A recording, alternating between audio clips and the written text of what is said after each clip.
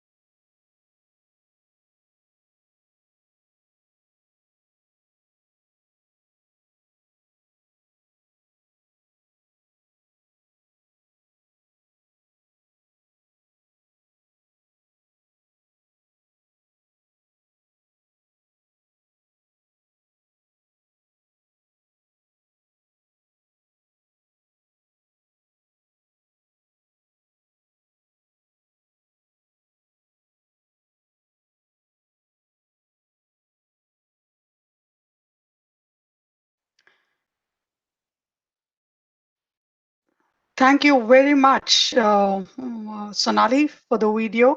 And a very, very good afternoon to all of you. It is my privilege to welcome you all to the COP26 webinar series being held in partnership with the British High Commission, New Delhi. We have identified 4 major COP themes for the webinar series, which are clean transport, which is today, green finance, nature-based solutions, and adaptation and resilience. And these webinars are being held from December today to December 4th as part of the World Sustainable Development Summit pre-events being held prior to the main summit in February 2021. Discussions held during these pre-events will feed into the deliberations that take place at the main summit from the 10th to the 12th February next year. The WSDS will perhaps be the first major global platform ahead of the major COP26 to be held in Glasgow later in November next year. We're focusing on specific actions towards a green recovery while ensuring a safe and secure environment for all. We are delighted that we are taking this forward, these discussions forward with the British High Commission, New Delhi, as well as our summit partners that include the Ministry of Environment and Forests and Forests and Climate Change, the Ministry of New and Renewable Energy, Bloomberg Philanthropies, Tata Cleantech, and the business sector, from the business sector, Tata Cleantech, USAID, and Shakti Foundation.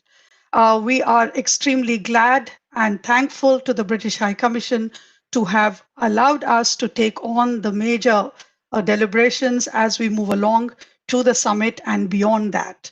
With this, may I request Dr. Ajay Mathur to kickstart the discussions through his special address.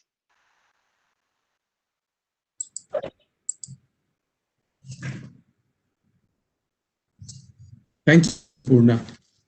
It is a great pleasure for me to join Annapurna's warm words of welcome to all of you. We are globally at a time of great anxiety as well as of great opportunity. Anxiety because the mounting pressures due to the increasing amount of carbon dioxide in the atmosphere force us to take actions and start taking actions now. Opportunity because these actions help release a huge reservoir of actions which, while addressing carbon emissions, also address the issues of economic growth, of job creation, and of opportunities for tomorrow.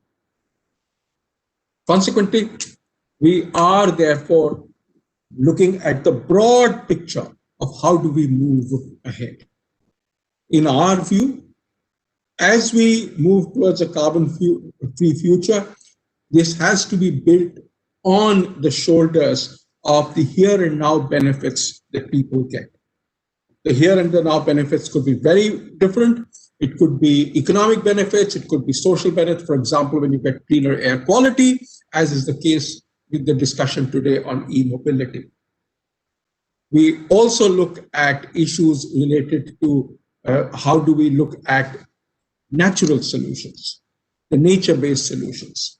We also look at how do we enable adaptation and resilience in development so that we get the benefits that we want from the development inputs and they are not attenuated by the negative impacts of climate change.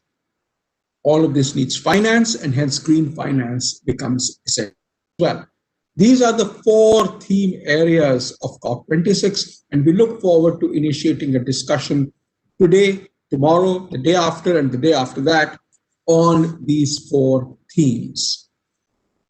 At TERI, we have tended to focus on these options in a cascade of how societies look at them, adopt them, and then embrace them, hopefully. We are looking at energy efficiency, which therefore is about, okay, I don't need as much energy. Can I get the same amount of services with less energy? The second is decarbonization of the electricity sector, where we are looking at how on earth do we move towards a carbon-free electricity sector. This is important because the third step in this is how do we electrify every aspect where today we use fossil energy, and e-mobility, what we are discussing today, is about exactly that point. How do we move from fossil fuels, from petroleum fuels, towards electric mobility? And the electricity, in turn, over a period of time, moves more and more and more towards renewable electricity.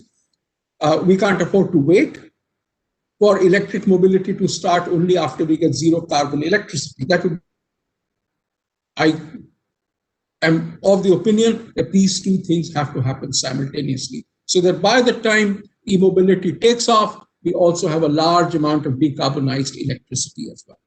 For the sake of completion, the 4th area that we believe is the so-called harder to abate sectors, where today we either don't have the technologies or we have technologies at a nascent level, which are looking at zero emissions from these areas. These include steel, they include cement, they include plastics, and long-distance transport, civil aviation, etc. But that's the subject for another day. Meanwhile, let me again welcome you to the series, to today's discussion on e-mobility. And I'm extremely thankful to all the speakers who have so kindly consented to share their thoughts with us today, as well as to the large number of participants who have gathered here to look at what the future looks like in terms of e-mobility. So with these words, I warmly commend these webinars to you. Thank you all very much.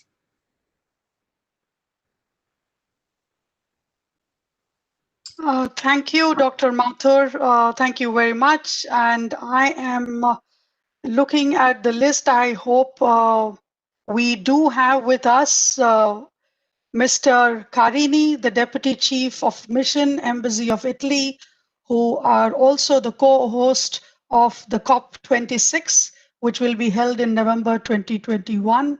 Mr. Carini was with us during the joining session. Are you here with us? And we would like you to give a special address on the occasion. Good afternoon, Anupurna. Good afternoon, everyone. So I hope you can hear me well and you can see me. and you can see Florence in the backdrop behind me. So thank you very much, and good afternoon, everyone. I would like to start by thanking the UK High Commission, the partners in this endeavor that we embarked on for COP26, and of course, Terry. And I would like to commend this series of events that will develop in the next 4 days. And they will start with a subject, transport, which is part of the campaigns that COP26 co-presidencies are developing these days. So before tackling today's topic, I would like to zoom out a little bit and offer the audience a larger picture. And I do it because today is December 1st, 2020, which is the starting day of the Italian presidency of the G20. So I would like to offer a few words and I share a few elements with you on our presidency of the G20, because it will be closely interlinked with the co-presidency of the COP26 and with the priorities that together with the United Kingdom we are working on. So 2021 will be a pivotal year. Not only Italy will have the presidency of the G20, but United Kingdom will chair the G7 group. So I guess that when we think and speak about the postponement of COP26, we could say that every cloud has a silver lining, because we will be able to use those synergy in 2021. And synergies will be badly needed, because normally when we speak about COP26, we mention the concept of raising the level of ambition, but next year's and for the following years, we not only need to have ambition, but also courage, because the challenges ahead of us are immense. Can you only think about the fact that at the same time we will have to tackle how to get out of the COVID crisis, how to solve the COVID crisis from a health point of view, how to promote a sustainable and a greener recovery after COVID, and at the same time generate a new momentum on the fight against climate change. So the Italian presidency of the G20, on the one hand, will continue to promote the concept of health as a global public good, but at the same time, it will have to focus on what lies beyond the COVID scenario. What happens when we promote a sustainable and resilient recovery? So it is our duty to go beyond the immediate crisis. And in this, Italy, as a member state of the European Union, will also comply with the European New Green Deal and with the general aim of achieving climate neutrality in Europe by 2050.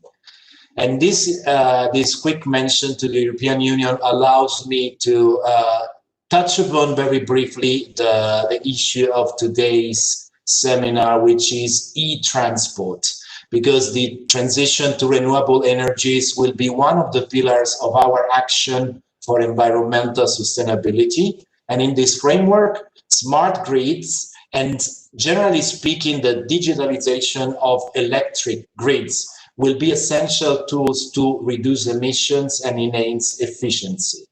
This is where e-mobility fits in, since the old concept of zero carbon transport revolves around the idea of infrastructure, networks, and grids that go hand in hand with the production of e-vehicles. I will leave the discussion on a policy perspective and industry perspective of electronic vehicles to all the distinguished experts that will talk this afternoon. I will just add a few more words on Italy's contribution to the COP26 endeavor.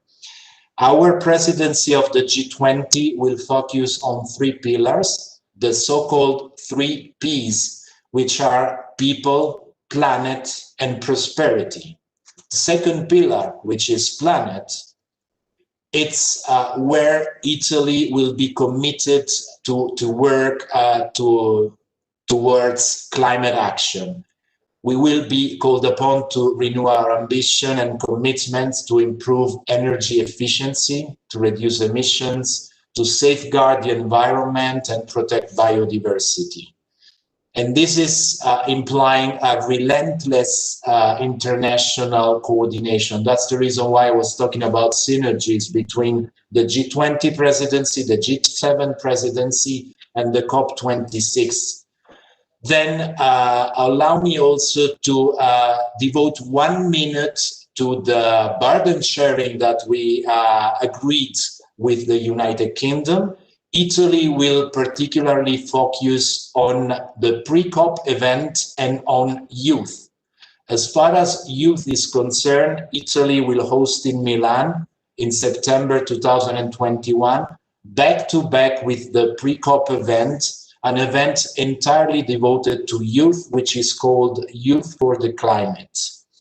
And this is an event that will allow the youth of the world, the next generations that we need to take into account when we deal with climate change issues, to speak their own voices, to meet on their final day of the Youth for the COP event, the negotiators and the ministers that will participate in the pre-COP event, to share their ideas and their conclusion with them, so that somehow not only virtually, but hopefully also physically, this torch can be passed on the negotiators that then will gather in Glasgow a few weeks later.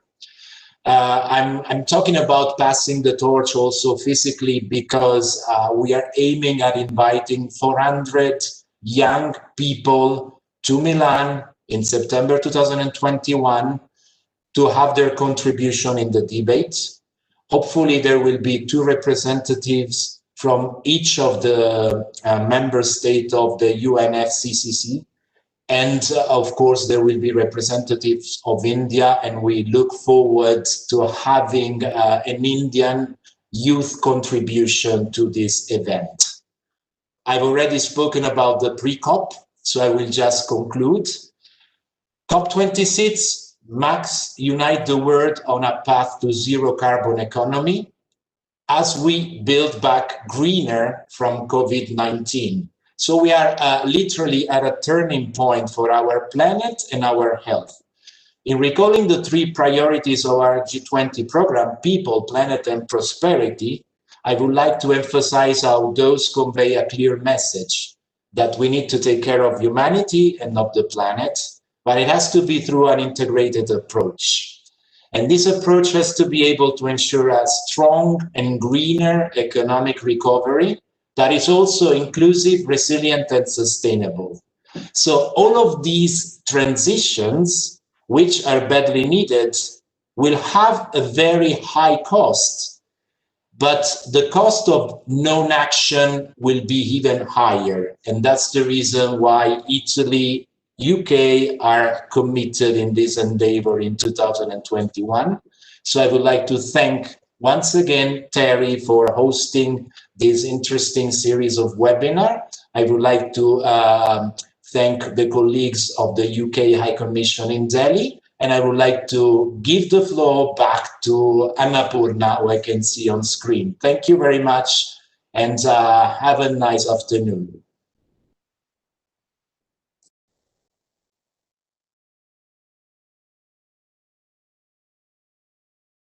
COP26, which is going to be held in November. And now may I have the pleasure of inviting Ms. Jan Thompson, the British Deputy High Commissioner. Before I hand over the mic to her, may I say that Ms. Thompson, it has been an incredible last 2 months with the colleagues of the British High Commission putting the webinar series together. I thank you for your leadership, and over to you for your opening address. Thank you. Thank you so much, Dr. Annapurna. Can you hear me okay? Yes, we can. Perfect. It's great to be able to welcome everyone to this COP26 webinar series brought to you every day this week by the British High Commission and Terry. It's part of the UK government's activity to try to generate debate around key themes of the COP26 climate conference, which, as you'll have been hearing, the UK will be hosting in 2021 with our partners Italy, and it's lovely to follow on after my dear friend Pietro from Italy. Many thanks to our friends from Italy for supporting that event and for supporting us today. And it's also, of course, part of Terry's discussion series leading into the flagship World Sustainable Development Summit. Many thanks to Terry for their partnership, particularly Dr. Mathur, Dr. Annapurna, whom we've been hearing from today. And thank you also to my UK colleagues contributing today and throughout this week, and to all representatives of the Government of India and state governments for engaging in these discussions. Of course, as we've been hearing, these discussions do come at an important time as we mark 1 year to go until COP26 in Glasgow. This will be a pivotal moment, we hope, for the world to come together to accelerate climate action and navigate a green recovery to the global pandemic we're going through now. We know that action can't wait. Partly for that reason, the UK is convening a global climate ambition summit on the 12th of December this year to keep up momentum on the path to COP26. As we prepare for COP26, we're taking an inclusive approach to make sure all voices are heard.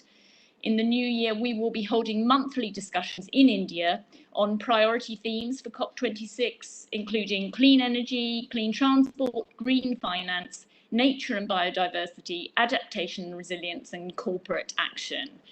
But we don't want to wait for the new year. We want to start the conversation now. So I'm really pleased the webinars this week will bring together government, business, civil society, youth, and experts at the front line of climate change. We're really keen to listen to views, test big ideas, and inspire action on climate change that will be good for both people and for our planet. And I know that today's event on the future of electric mobility in India is a really big shared priority for both the UK and India. We have some excellent speakers to open the topic, from great innovations offering electric mobility solutions to people that are just mobilizing action down on the ground and getting things going. So all of you playing a vital role in driving change. So really looking forward to working together to build up momentum on climate action in the run-up to COP26. Hope the discussion today is really productive, sure it will be, and of course over the rest of this week. Thank you so much, Dr. Annapurna. Thank you. John Thompson. Thank you very much for this and your leadership again.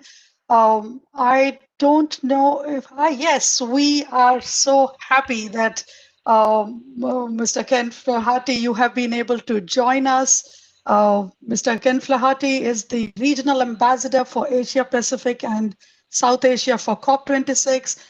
Sir, I think you had some trouble joining us, but we are so glad that you are here with us now. Do look forward to your keynote address. Thank you very much. And I would like to start by thanking everyone for joining us for this discussion. I'd like to give our particularly warm thanks and greetings to our friends and partners in this event, yourself, Dr. Annapurna, and Dr. AJ Mathur of Terry, our COP partners, of course, Italy, representatives of the Government of India and state governments, and all of our esteemed speakers and participants here today. It's excellent to see that we are able to come together exactly 1 year before COP26 to share ideas and mobilize the action that's needed to up our game on climate action. While the world's been dealing with coronavirus, the dangers of global climate warming have continued to become more evident. Many parts of India have experienced unprecedented heat waves, catastrophic cyclones, and flooding, hard on the heels of recent drought and water shortages. As the UK and India both continue to manage the impact of COVID, we face an important choice for our economic recovery. whether to invest in greener, more resilient economies or lock in polluting emissions for decades to come. I'm pleased to say that there is an emerging consensus amongst countries and companies alike that the future has to be powered and fueled in clean and sustainable ways. It's the only viable and sustainable long-term growth story that will power our economies and meet the needs of our citizens in ways that are good for the people and for the planet. I'm also pleased to say that the UK and India are showing strong commitment and action together. India has quadrupled wind and solar capacity over the last decade.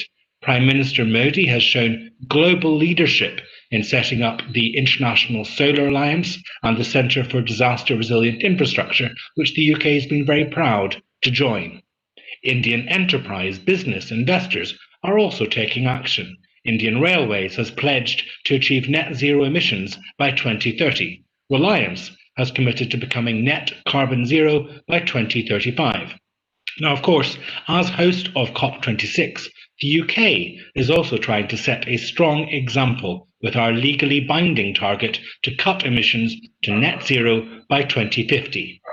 Between 1990 and 2018, the UK nearly halved our emissions by 43%, whilst growing our economy by 75%. We have cut coal use in the power sector from almost 40% in 2012 to just 5% in 2018, and we will phase it out entirely by 2025. We have committed to doubling our international climate finance to at least £11.6 billion over the next 5 years to help developing countries take action. But we have to do even more to deliver our commitment to net zero. That's why 2 weeks ago, our Prime Minister Boris Johnson announced the UK's ambitious plan for a green industrial revolution with his 10-point plan. This will involve big investment for government, but will also mobilise over 3 times as much private sector investment by 2030 to build the green jobs and industries of the future. Spanning clean energy, buildings, transport, nature and innovative technologies, the plan will create up to 250,000 highly skilled green jobs in the UK. We will continue to expand renewables with the creation of the largest new offshore wind farms in the world, generating enough electricity for every single UK household. And importantly for today's theme, the plan commits us to end the sale of new petrol and diesel cars by 2030, putting the UK on course to be the first G7 country to decarbonise road transport. I'm very happy that this first event in our series is picking up on this priority theme of clean transport, on how we can spur innovation, scale up solutions and bring down costs. For road transport, the promise of cheaper, cleaner technology is real. Electric vehicles are already cheaper to run than fossil fuel cars, and they're expected to be cheaper to buy within the next few years. So the faster we invest and switch into electric mobility, the faster these costs will fall for everyone, as well as reducing carbon emissions and air pollution. By the most optimistic estimates, around half of new car sales globally will be electric vehicles by 2040. But to meet our collective Paris Agreement goals, we need all new vehicles to be zero emission by then. In other words, we're going to need to double the pace of the current global transition. We are convinced that we can achieve this if we work together, with action by all governments and businesses, and by setting targets that send a clear signal to businesses and investors. I look forward to seeing more of India's plans for clean transport and hope these will be ramped up and showcased on the path to COP26. India has a great foundation, strong commitment and a suitable environment to develop its EV ecosystem further. I'm convinced that we will go further and faster together on the road to zero-emission vehicles. So I'm happy that the UK and India have a range of existing and pipeline collaboration activities with Niti Aayog and with Indian ministries of power, new and renewable energy, heavy industries and skills. Our businesses are also coming together. The UK's world-class companies are opening their operations in India and expanding their businesses, including EO Charging, who are making their smart charge points in India. Saeta, who are developing powertrains and new vehicles, and AMTE and Faradian, who are working on next-generation battery technologies. And our leaders are also working together. India's Minister Javadekar spoke passionately last week at the first ministerial dialogue of the COP26 Zero Emission Vehicle Transition Council, and he called for greater international collaboration to deliver strong results on ZEV transition. In conclusion, to deliver the sharp cuts in emissions which are needed, governments around the world will need to deliver strong action. The UK and India are working in partnership on various areas of climate action through joint research and innovation partnerships to develop the next generation of solar buildings and energy efficiency solutions, sharing knowledge on power sector reform, on adaptation and resilience, renewables and energy efficiency, and developing new approaches and capabilities on electric mobility. I'm very keen that we come even closer together to drive down emissions, seize the opportunities of the low-carbon economy, and mobilise global action as a joint force for good. All transitions take time, but it's essential that together we start the preparation now. We're confident that by working together, the UK and India can reap the economic and health benefits of the green transition, and we can inspire the world to greater climate action in the run-up to COP26. Thank you very much.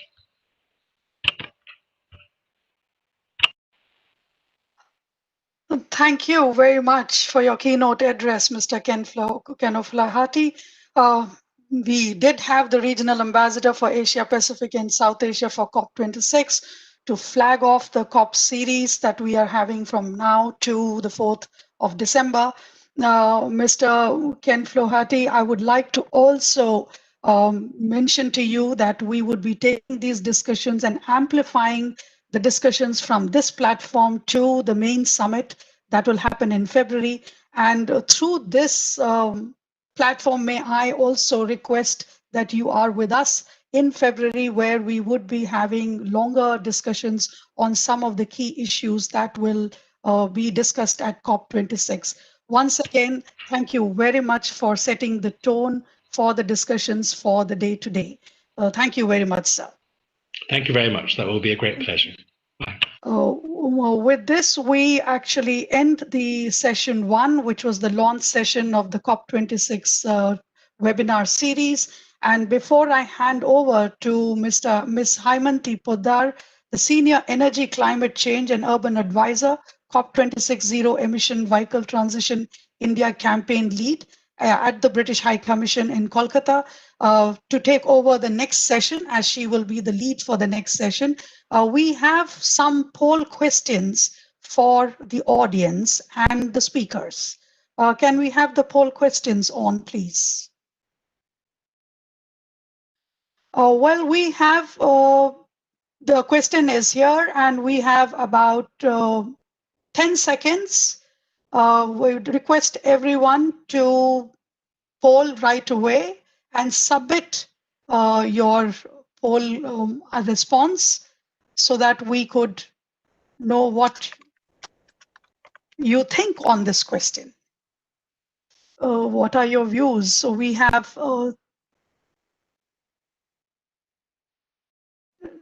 some more time. I would request everyone to poll now.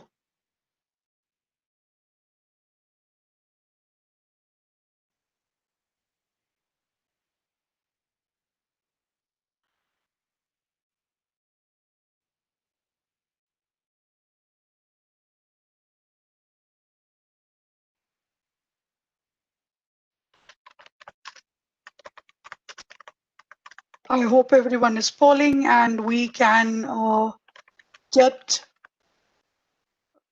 So Haimanti, for you, we have the response, and maybe you can take a look at this, and we then move to the second question. Can we have the second question, please? And I would request all the people on the webinar to respond to the poll.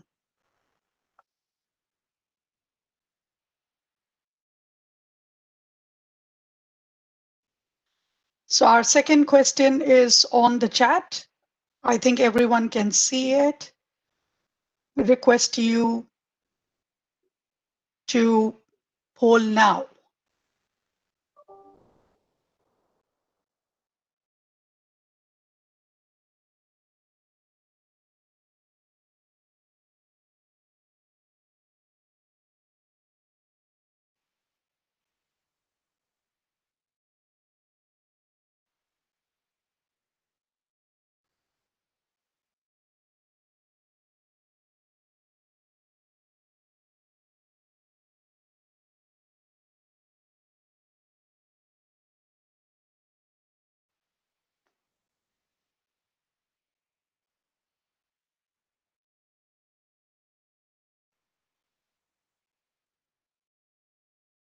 I hope everyone has submitted their poll, because you will need to also click on the submit button. The poll has ended. We should get the response. Oh, we have a large number of no answers. Haimanti, thank you very much for being here, and it's over to you for the panel discussion 1. Thank you. Thank you very much, Dr. Annapurna. That was a brilliant inaugural session and such great messages from our leadership. So good morning to those in the UK, and good afternoon to everyone in India. From a lovely winter afternoon in Kolkata, I welcome you all to this important session on making EVs attractive and for particularly getting industry perspective. Before we get on with the address by our dignitary, Mr. Sudhanshu Sinha, Advisor, Clean Transport Niti Aayog, and for our discussion with our esteemed panelists today from the industries, to set the tone to the session, may we please screen this short video from UK's COP26 team. Over to the IT team, please.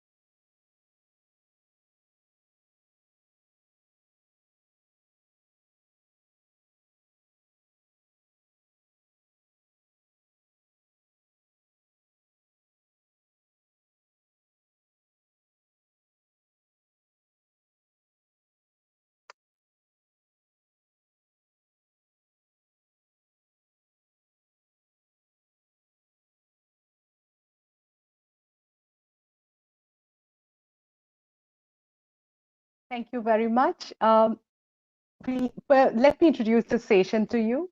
We would ideally like to use this session to discuss strategic ways to coordinate efforts by the government and the businesses. And we have movers and shakers in the electric mobility space here today. And we are indeed glad that you have all come together to discuss ways to overcome strategic and technical barriers, accelerate the production of zero-emission vehicles, embrace innovation, increase economies of scale, and enhance demand. The objective is particularly to understand what your views are on, to boost investment, bring down costs, and increase the uptake of zero-emission vehicles, and the many economic, social, and environmental benefits that the transition would bring, particularly given the pandemic situation. With these words, may I request Mr. Sudhanshu Sinha, Advisor, Clean Transport, Niti Aayog, to kindly deliver his special address.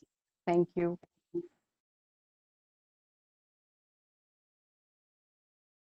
Thank you, Haimanti.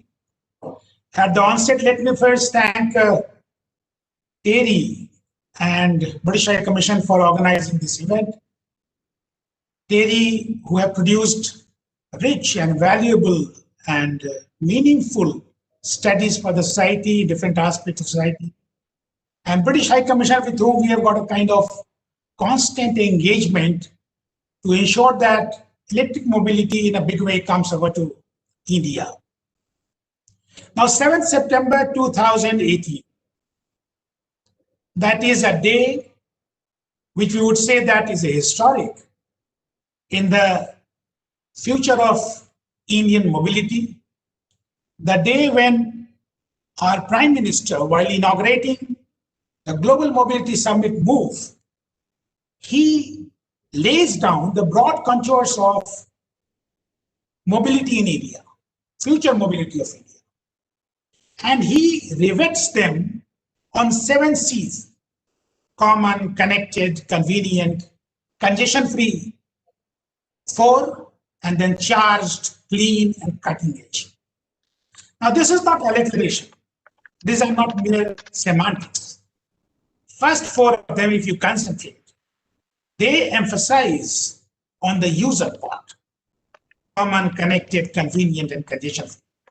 That focus is more on the user, to those who are either inside or outside of the vehicle. And the second set, that is the charged, clean, and cutting edge, that is equally important, because there he is emphasizing on the technology support, the science to support that should go in to ensure that the integrated mobility of future Indian mobility takes off. These 7 C's. In addition to that, there is a second new thing that comes in, that he lays down and he mentions very clearly concept of clean kilometers. How our mobility should be. That was a defining moment for the mobility of in the Indian mobility landscape, I would say.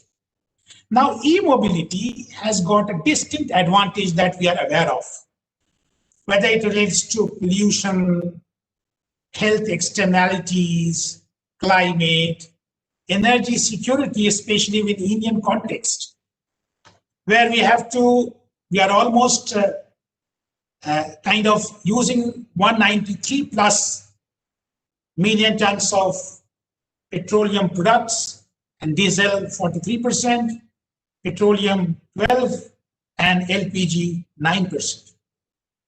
And overall, all of them are together going to give 2 major convenience in Indian context, that is ease of living plus Make in India concept.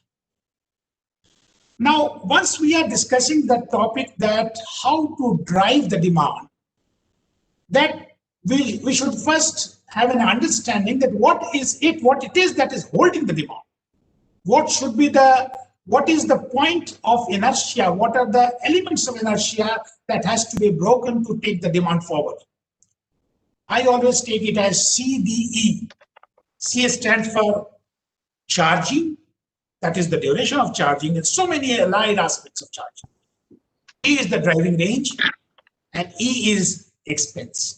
Of course, with the technological interventions that are coming in, especially in the battery technology, we see that in the last decade it has been phenomenal change from $1160 to $150, and now we have expectation that by 2030 it should come down to say 62 or 60 kind of dollar per kilowatt hour.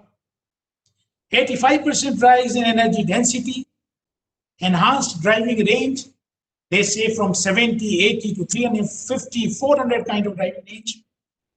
And this all has resulted in that from 17,000 vehicles, e-vehicles only, electric vehicles of 2010, in 2020, we have got 7.2 million vehicles are there, to 7.2 million cars. So when we are mentioning the driving of demands, mainly 2 gaps are there. First is the affordability gap. There was a poll right now with regard to the price and the cost. And there is a sentiment, I call it a sentiment gap. That is with regard to the choice and the confidence with regard to charging, driving range, and so many other things. Our technology will definitely take them forward. In India, we are constantly trying that this electric mobility should be taken forward because of our indices also, and because of our innate desire to have what was mentioned earlier, a kind of cutting edge and clean and charged technology. Now, in so many other fields, I would say that we have identified 5 areas in which 5 thrust areas, core areas, where we are concentrating, whether it is manufacturing, specification and standards, overall fiscal incentives, then regulatory framework and research and development. We are trying to provide as much policy support and coordination as is possible, so that the entire uptake of this EV vehicles, they take on. The entire mobility becomes a kind of clean, it becomes a kind of sustained, it kind of make in India concept is there. Now, there are a number of achievements are there. We have good number of achievements, starting for our own institutional achievement of creating a national mission on transformative mobility and battery storage. That was in March last year, it was set up. And the number of policy decisions have been there, concentrated on all those 4 fronts, as I mentioned, which are trying to drive it forward. And the most recent being where we have created a production-linked incentive of 18,100 crore for 5 years, which have been sanctioned for manufacturing of advanced chemistry cells. I sincerely hope that we take it forward. We are resolute on that the mobility, e-mobility has to take on, and all the positive spin-offs that is there, whether it is health, whether it is employment, whether it is reducing the pollution levels, everywhere we are able to take the thing on. Thanks a lot again. Thanks to British High Commission. Thanks to Terry for organizing it. And thanks for giving me an opportunity. Thank you. Thank you so very much, Mrs. Sinha, for such a passionate address, particularly highlighting the key role that NITI Aayog plays in coordinating the efforts by all the line ministries of government of India, and for being a catalyst in ushering in a change that we all are looking forward to. Thank you very, very much for reminding us of the 7 C's, as well as emphasized by Honorable PM Modi at the MOVE Summit, which was organized by NITI Aayog back in 2018. And I'm sure your steer on C, D, and E will ignite a number of comments from our panelists who are waiting to speak in the next session. So moving on, I'm sure the audience enjoyed the polling session. Can we have the results, please, Dr. Annapurna? I was unable to, capture it on my screen for some weird reason. Could I hand back over to you to highlight the, the polling session results? Okay, I think that is at the back end. Sonali, do you have the results with you? Would you be able to share it again on the chat? I will share it on the chat now. Thank you.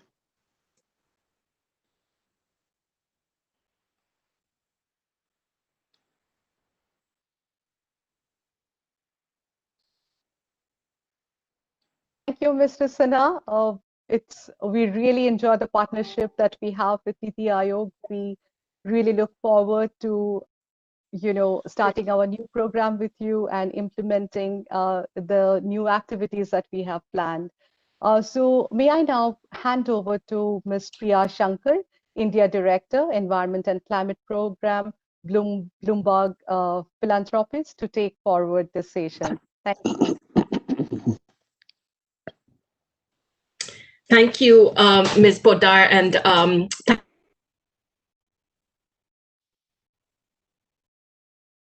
for putting together this series.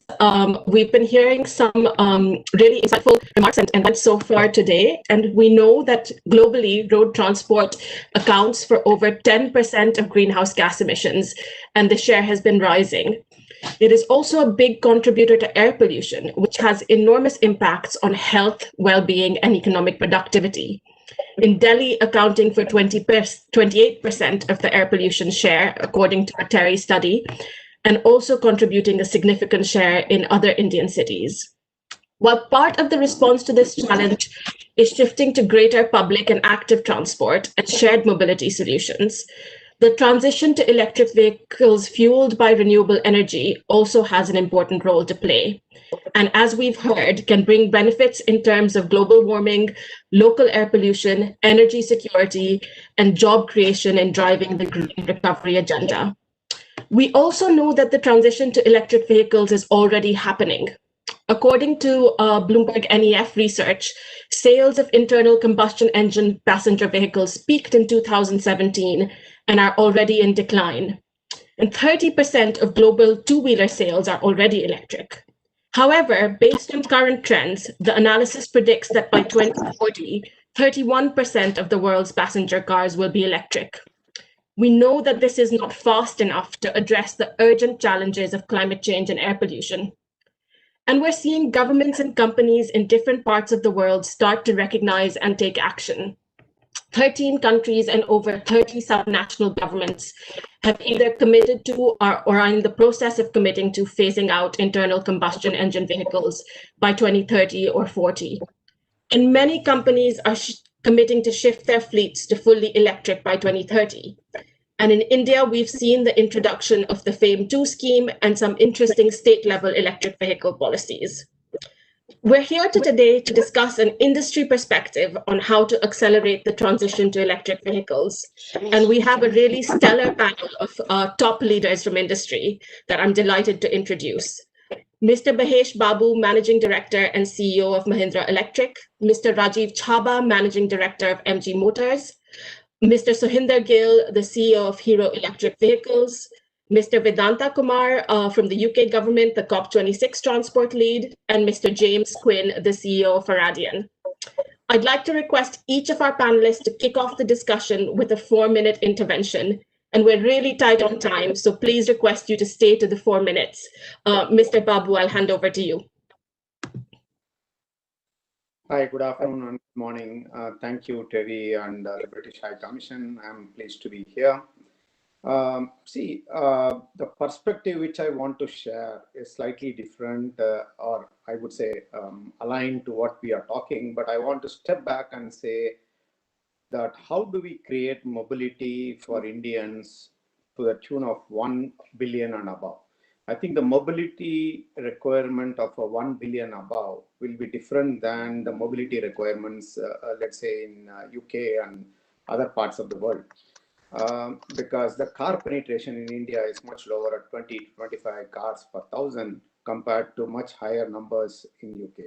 And hence, if you look at India, India needs to look at adoption of EV in a multimodal transport.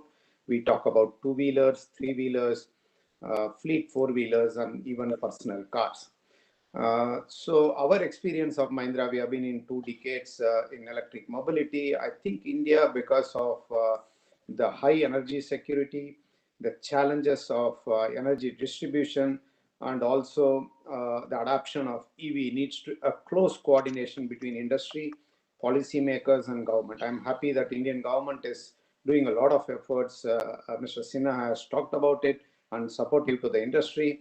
The industry is also doing a lot more in all these areas. My colleagues will be able to talk what's happening in two-wheelers, four-wheelers, and many more. The point I'm making is we need to prioritize. India is a country which has limited resources, limited energy, and limited, let's say, bandwidth to start wherever we work and to go at. If we have to look at, I think the most impact on India would come from two-wheelers, three-wheelers, fleet cars, and personal cars. Let's look at Mahindra. We have done about 250 million kilometers of electric mobility in India in the past decade. We have mainly focused on fleets. Now we are in three-wheelers. Why we talk fleet? Because it makes economic sense. We want to adapt where EVs make economic sense, where people are able to drive about 100, 150 kilometers. I would say it is a triple whammy. When you run more in electric vehicles, the fleet operators earn more because the operating cost is less. Our pollution comes down because these are all the vehicles which run more per day. And we just did a calculation. If we would have achieved the 250 million kilometers by selling only personal cars, we would be selling 4 times what we have sold now to achieve the same impact on environment as well as fuel consumption. So it is important that we look at integrated approach between energy and energy. Already we have been talking about India leading in Solar Alliance, India taking a lead in multiple areas. Right, railways is now talking about electrification. So when you look at road transport, really we are looking at electrifying high impact areas like fleet, 3-wheelers, 2-wheelers, because they consume a lot of fuel and the usage is very high in India. While I said that the personal electric cars need support because the personal electric cars bring in technology, it also gives a lot of opportunity to collaborate. I would say when we look at countries like India and UK, we love to see how do we collaborate for a specific mobility ecosystem suitable to a country. I think when we talk about the country, India is a very multi-plural country, and we can't talk India as one. Delhi itself is totally different than a city when compared to, let's say, Chennai. And the challenges faced by the city and the country is totally slightly different. And I would suggest when we talk about EV adoption, we should talk about adapting clean mobility solutions to a local areas, like let's say like Delhi, urban areas. The approach towards rural will be slightly different, and many more. What industry is looking at? Industry, I would say that we are looking at stable policy framework. India has started doing that with a 3-year FAME scheme. Consistent support and a clear visibility for 10 to 20 year period. We started off with 2030, about 30% electrification, but I think we are working towards it. We need to get consensus and see how do we go forward. So I would say to conclude that industry is looking forward for a stable EV policy to adapt. We are looking at multimodal transport adaptation, specific solution like lighthouse cities like Delhi and other areas to work and adapt different mobility solutions. With all this, I think we are headed towards a very clear commitment towards decarbonizing mobility in India. Thank you so much, Mr. Babu, for that really insightful analysis, I think, on the importance of prioritization as well as targeted and localized solutions. Mr. Chhaba, could I request you to speak? Yeah.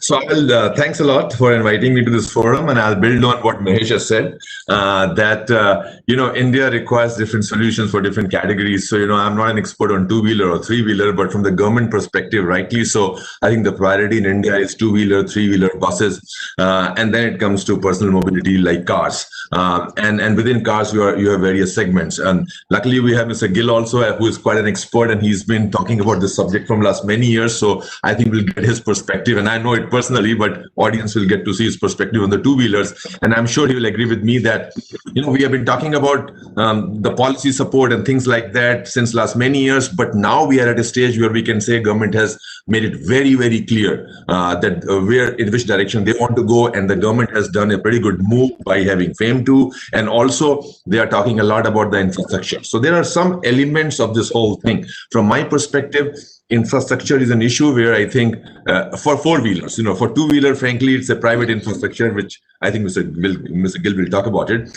But from 4-wheelers perspective, infrastructure is an issue where government again has shown the intentions very clear that they are serious about setting up the infrastructure throughout the country, and they are prioritizing by selecting few cities and making smart cities and things like that. So I think government is doing its job pretty well, in my opinion, in this area. Now, as far as OEMs are concerned, or let's say we and MG are concerned, I think we have our role to play, in my opinion. which is, how do we educate the customers on the benefit of this? And more than that, certain myth busting, what we do about the charging, range anxiety, and things like that. Globally, every market has gone through this. So I think it's nothing new for India or Indians. So, we need to, I think, accelerate the education. I'm talking about four-wheelers, cars right now. Okay, so we need to go through the education process. We need to join hands and do this. And I think we need more players. Hats off to Mahendra and Mahesh. I think they were the first ones actually who started this whole journey. And now, Tata and we have joined. And I think just to give a perspective that last year, every month, maybe 100 cars were getting sold. And now we are selling almost 500-600 cars a month together. So I think it's a good progress. It's a green shoot. Nowhere close to the potential, obviously, but I think it's a green shoot. So I think OEMs need to join hands in terms of educating the customer. Also, in terms of charging infrastructure, we need to go towards the private homes and we need to install 80% of the charging probably will get done at private homes. So we need to we need to have the solution of last mile connectivity, because as Mahesh talked about also, there are a lot of complexities in the distribution company, and how do you get the connection at homes, and we have all kinds of homes, so I think that's an issue which we need to tackle. And last thing I would say from our perspective, that we need to have good mobility solutions for consumers. Government also is talking about they can separate the cost of battery in the car, so battery as a service, can we do it? Can we have different innovative financial solutions to the customer? And we can educate on total cost of ownership. So I think OEMs, we have to do some job, and I think some of us are already, like Mahendra, us and Tata are already doing it.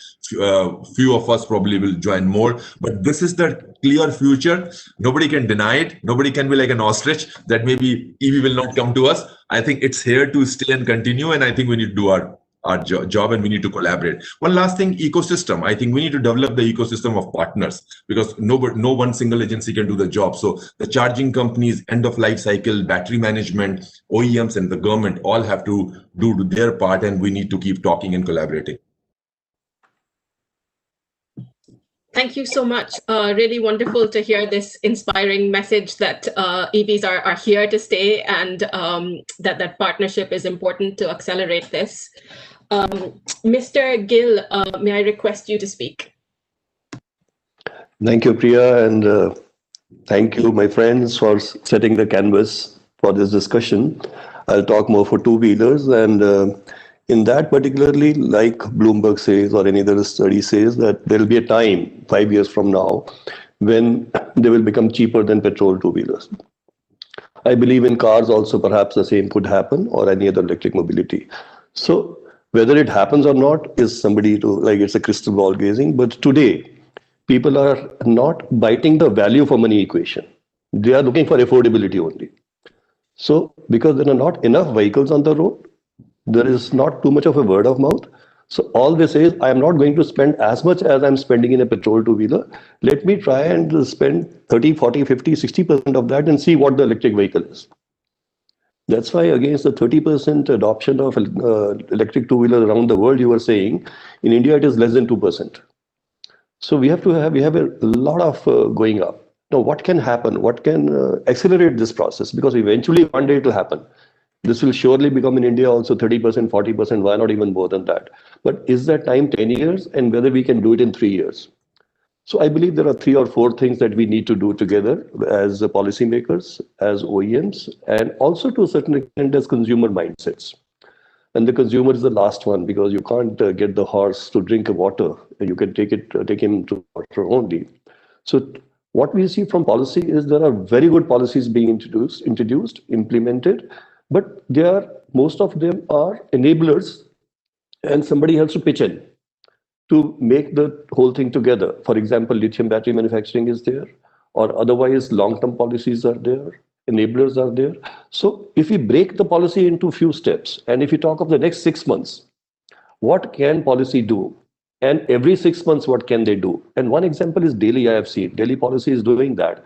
They came out with the policy, and they have already come out with 2 amendments after that. That, okay, they did a little bit of juggling around, and they came out with understanding the psyche of the industry. They have come out with 2 corrections.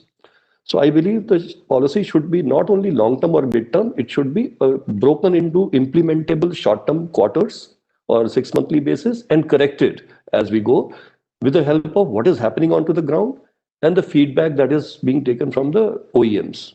That's one. Second is, we have to put in the first batch of a few million vehicles on the road to accelerate this process. Because that is where the word of mouth will start. That is where people will start seeing the vehicles on the road. That is where people would believe in electric vehicles. Today, there are far and few in between. They are so dispersed. All we see is electric rickshaws. That's all.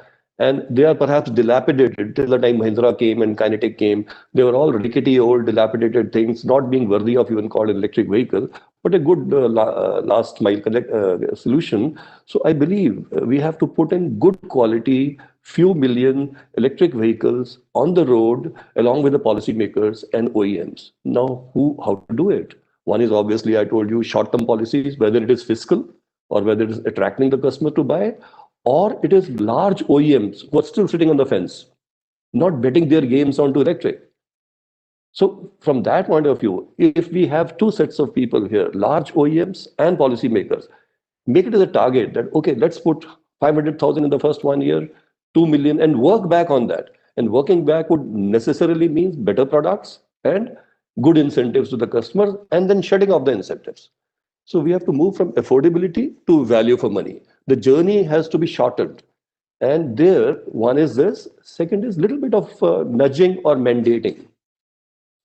See, the government has a lot of role to play in CNG, in LEDs, and so many initiatives of solar, where they nudge the public to convert to cleaner methods or better transportation mediums. Same can be done in electric also. One side is incentive. Second side is a little bit of sort of, if you don't do it, you will have to do, you will have to pay. So that type of a thing of a polluter has to pay principle, if it sets in, perhaps that will also nudge the public towards electric. Out of that, in businesses which are using non-electric vehicles, then can easily be mandated to convert to electric. So all I'm saying is summarizing the whole thing together. There are 2 or 3 things here. One is put the first 2 or 3 million electric two-wheelers, electric taxis, some personal cars and buses in a short time, not 4 years, 5 years, 6 years, and make sure that these are good quality, well certified, well designed for Indian road conditions.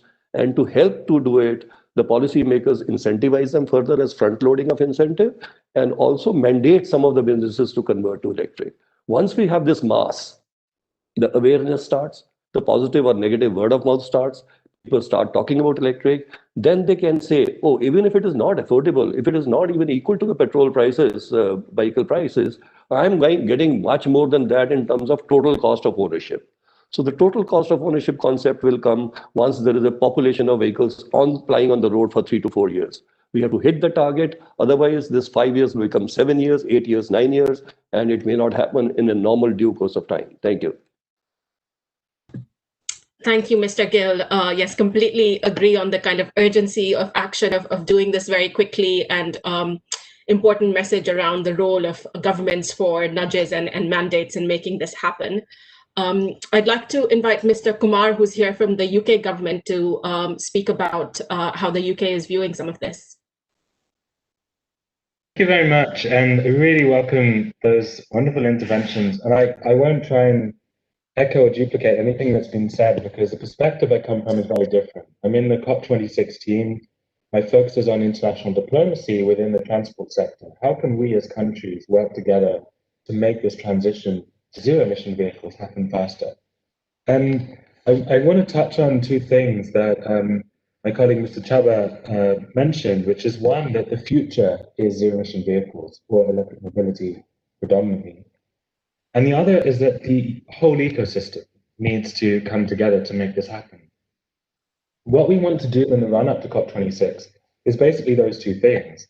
Make it really clear to the ecosystem out there that this transition is happening. Because the way that we see it is that increasingly actors are starting to think, yes, this is the future, this is what's happening.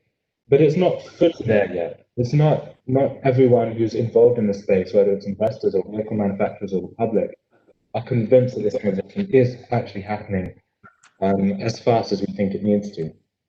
And so for that, we've decided as a COP presidency to have a zero emission vehicles campaign as one of our priorities for our COP presidency.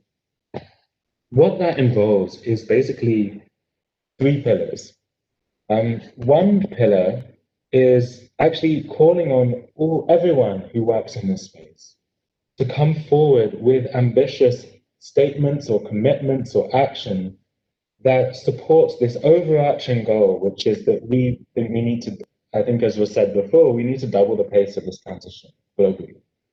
And I'd really actually welcome many of you on this panel who've spoken already, who seem so sure about this transition happening, to support this campaign. We're calling on vehicle manufacturers, investors, cities, and regions as well, and also businesses who buy so many of these fleets.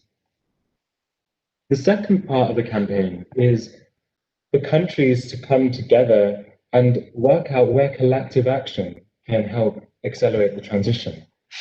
And when we think about some of the big barriers at the moment, we talk about the lack of charging infrastructure in some places. We talk about batteries and the need for increased range. We talk about cost. And what's quite clear is that if one country moves very strongly towards electric mobility, that's not going to make a massive dent on those problems. But if many countries do that, then it will. If you have half of the global car market decide that they're going to make a certain transition towards zero-emission vehicles, or they're going to coordinate their innovation efforts around batteries, or so on, you're going to see a really, really big change. And that's why we're really happy that on Friday we created the Zero Emission Vehicles Transition Council, where Minister Prakash Javadekar was part of the panel representing India, and we had representatives from half of the global car market. And I say global car market as cars and heavy-duty vehicles, but many of the issues we'll be covering will also obviously apply to 2 and 3 wheelers too, when it comes to charging and battery development too. And there's a real commitment from those countries to work on those issues that I mentioned before: cost, charging, innovation, and a few others, sustainability of the supply chain in the run-up to COP26. And then the third pillar is for countries to help each other. And I think I've reflected on some of the interventions so far, that there's a lot of differences in our context. India is not the same as Norway, where we have 50% of EVs, and it's not the same as the UK either. And we all have very different contexts, but there are similarities too. And what we're going to do as a COP presidency is bring together the best of the global expertise, whether it's NGOs, industry, others, and country experiences, to help individual countries develop their policies, learning from that global context. So with that, I just want to finish off with, I guess, a final remark, which is that domestic interventions and domestic policy is obviously crucial. But in the run-up to COP26, we have a moment, a really rare moment, where we can basically say to the world that this is the future, this transition is going to happen at the pace it needs to, if we can all, as an ecosystem, work together to say that. And so, yeah, I really, really welcome working with all of you on this panel and others as well in the Indian system and beyond to make that campaign a success. Thank you very much. Thank you. Really nice to hear from you about the importance of international cooperation and whole ecosystem transformation. I'd like to invite Mr. Quinn, who I know works in the Indian market and also in many other markets globally, to speak about this from his perspective. Good day, everybody. Greetings from Bavaria here. I wanted to say, you know, these are the best of times and the worst of times that we're operating in. I think from a point in history, an inflection point to transition, these are incredibly exciting times for us right now. I think from my perspective, I always like to look back and say, you know, how did we get to where we are in order to help decide how we go forward here? And I think if you look back in terms of, you know, gas-powered cars, if you look back and say Rockefeller, I grew up in the US, so I take a look at that perspective. We have Rockefeller, who saw oil as gambling, but he realized that the byproduct of oil was kerosene. And he used kerosene to build a very big business to bring a safer lighting source into homes. And was very successful at that. It was cleaner, it was safer, it was low cost. And then came along another startup financed by JP Morgan, a guy named Thomas Edison. Thomas Edison created electricity, lit homes. Nikola Tesla came over with AC. And at the time, New York City was really lit by electricity. And most of the cars in New York City at that time were electric. A lot of people don't realize that. And what happened, though, was there was the oil companies got a little bit nervous. What happens now with electricity? I don't need kerosene anymore. Another young startup, a guy named Henry Ford, came along and developed a really low-cost gas-powered cars that can be bought by the masses. However, to get electricity out to the countryside and get it out further was a really challenging effort at the time. In the meantime, the byproduct of kerosene was gasoline. So U.S. Oil started putting gas stations out all along the countryside, and that's why gas-powered cars became really the standard over electric cars at the time. It was really a matter of infrastructure and making it available to people. If you look at the oil companies today and all these new regulations, what's going to happen to gasoline, right? Well, the byproduct of gasoline today, or refining of fossil fuels, 99% of that is hydrogen. And so I think you're going to see a lot of movement towards, especially in commercial vehicles, heavier vehicles, in terms of hydrogen fuel cells. You still need an energy source. So we'll see that as really a hybrid between, hydrogen fuel cells with electric and batteries as part of the support for that. So that's one perspective. Now, let's take a look at how did we get here with lithium ion.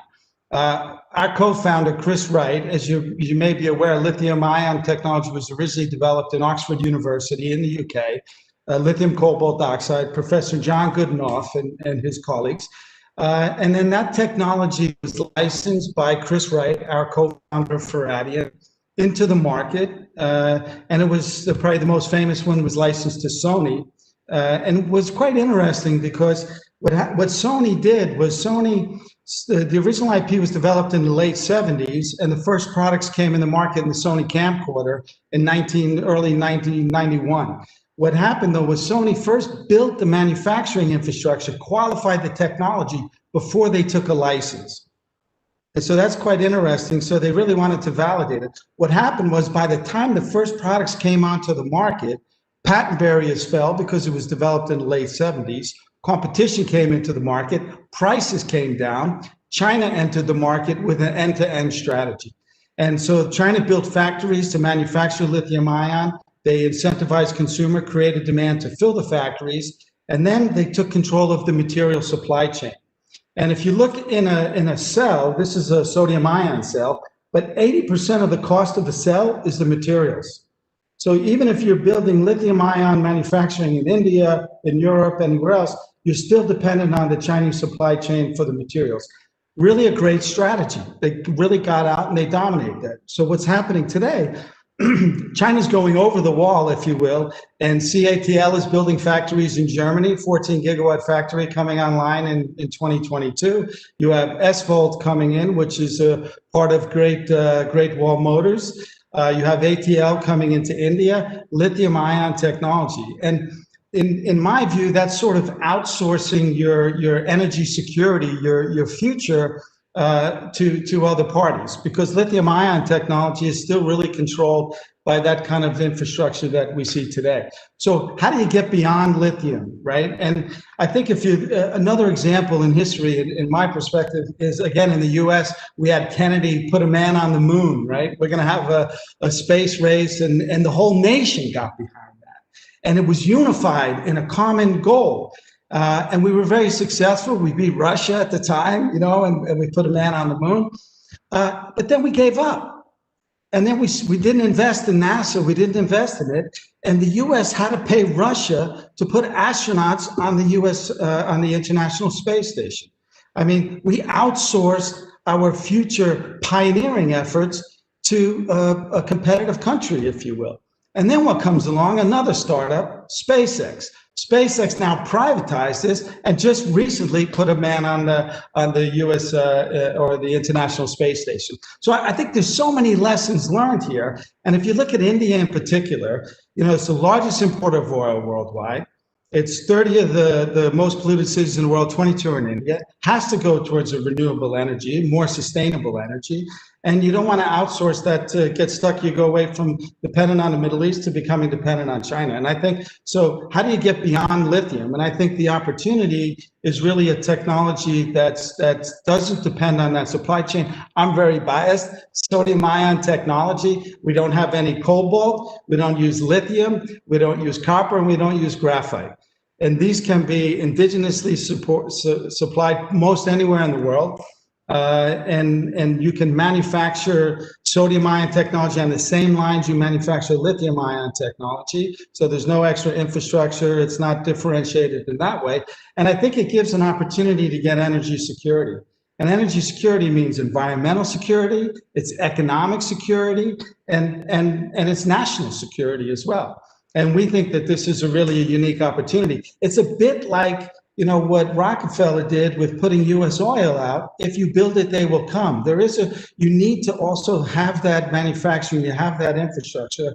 And I think ideally, you want to have a more sustainable technology and also a safer technology.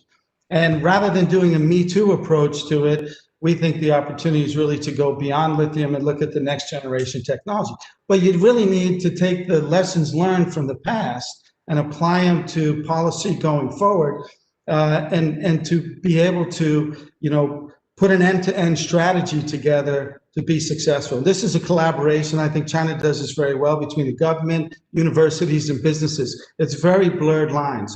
In Europe, these are very distinct, you know, entities, and a lot of these great funding efforts really go towards universities, and it's difficult for companies to get that kind of support. And I think if you can put an end-to-end strategy together, I think there's a huge opportunity there for everybody. Thank you, Mr. Quinn. Really nice to hear about the potential of technology and the importance of having a goal and vision and continuing investment in that direction. I'd like to follow up with a question for Mr. Kumar. We know that the UK recently moved forward its target in terms of phasing out internal combustion engines. What has sort of driven that process in the UK, and what are some of the measures that the UK is putting in place to make sure that transition can happen smoothly? Sure, thank you. Yeah, we're really obviously proud to have announced that just a few weeks ago. I actually would wonder whether we'd ask that question. We have the deputy director who was responsible for that announcement on the call, and she's going to join the next panel session. And I think she could do a much, much better articulation.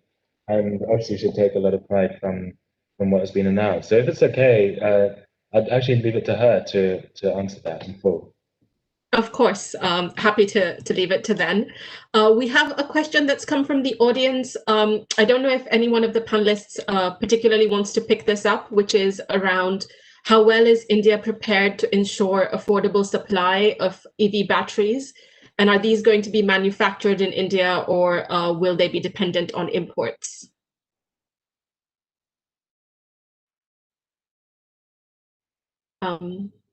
Any volunteers, or maybe Mr. Quinn with your work on batteries, do you want to respond to that? I'm sorry, can you repeat? So let me start. Okay, you know, Rajiv here. Yeah. So let me start. Mr. Chhabra, please do. Yeah, I think from the four-wheeler batteries perspective, right now it's getting imported, and either the battery is imported or you import modules and cells, and do the battery management system, assemble it here, and do it. Government of India has recently come out with a plan, and they have announced a plan to install cell manufacturing in the country, and they have allocated a few $1 billion for that. And the details of that program will come out pretty soon. So I don't know how many takers will be there for that plan, but I think the government definitely intends to localize it and manufacture the cell here. So I think the way I see it is right now you are starting with imports of the battery and then imports of the modules and cells. But the government definitely has the intention to set up the cell plant here. So that's one side. Second, I just want to react to one comment from Mr. Quinn that you have to go beyond lithium. My only thing would be on that yes, R&D will keep happening, and there are possible different commercial solutions and different alternative materials. But the whole world right now is investing a lot of money in the research for lithium-ion batteries and their derivatives. And globally, huge capacities, thousands of gigawatts of batteries capacities are getting set up. So I think we should not be generalizing it, in my opinion, because when we say oil, no government takes oil from one country. You take oil from various countries, so you do the hedging. Likewise, only Chinese are not there for battery. You have Japanese like Panasonic, you have Koreans like LG and Samsung. So you can always, hedge your bet and can talk to a consortium of Japanese, Chinese, or Koreans. And so you're not going to hedge against one country, in my opinion. But yes, I agree. Battery is a very evolving thing, and lots of things are happening. But if you want to go beyond lithium at this point of time, I mean, who's going to invest huge R&D money in that? And can you have huge batteries? So I don't know the answer. So my viewpoint would be that we need to go with already the world has invested a lot in those batteries. So I think maybe you need to take advantage and leverage that. And then you go beyond lithium. Well, just adding a few lines here that after 2 years of nothing happening on the earlier lithium manufacturing, come out with a very good cabinet note which says 500 megawatt is the only capacity required, and they have given production linked incentives which are very lucrative. Perhaps now, if anybody sees a demand in the next 2 or 3 years, including the sort of battery banks or laptop batteries all put together, or solar batteries, it's time that somebody thinks of investing in India, maybe with some sort of technology from outside. But I think with a little bit of money here, one can start looking at manufacturing batteries in India with very good policy now. Yeah, I can add to my colleagues. I think to set the perspective on oil import versus battery import, I entirely agree with Mr. Chaba and Gil, what they said. I think we have done a study. If you take a life cycle of 2 lakh kilometers of a vehicle, if India imports about $4,000 worth of oil in the life cycle, if you import the cell, then you are actually importing about $2,200 worth of per vehicle import. So it's still 50% of the import value, even if you import the cell and make battery pack in India. And if you import the raw material and actually make cells in India, then actually that value comes down to $1,600 in the value chain. So literally we are talking about 1/4 of import by the initiative what government is talking about in making cells in India.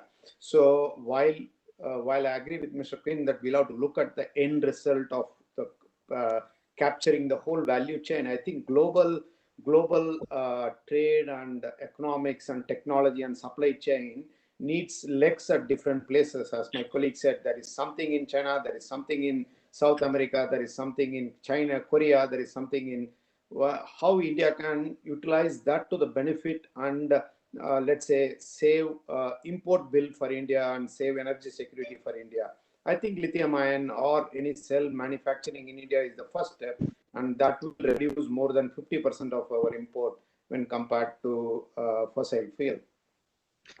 I agree with your comments as well, and I think that the challenge with lithium is the train has left the station, right? We're all now chasing this and putting it forward. I think if you don't know where you're going, any road will get you there. And so I think it is important to be intentional and not just reactive and be proactive. And I think it will be a phased approach.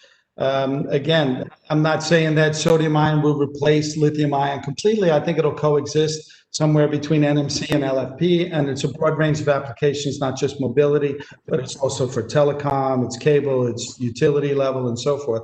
And I think one of the opportunities is to be able to have an infrastructure that can manufacture both, right? So you can import the materials for lithium ion, and on the same line, you can produce sodium ion technologies with an indigenous supply of materials.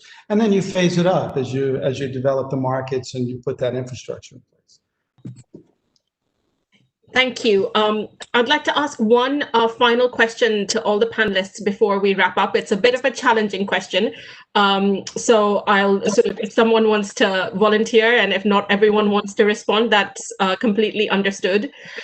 In your perspective, what do you think would be the top measure to help unlock the potential of electric vehicles?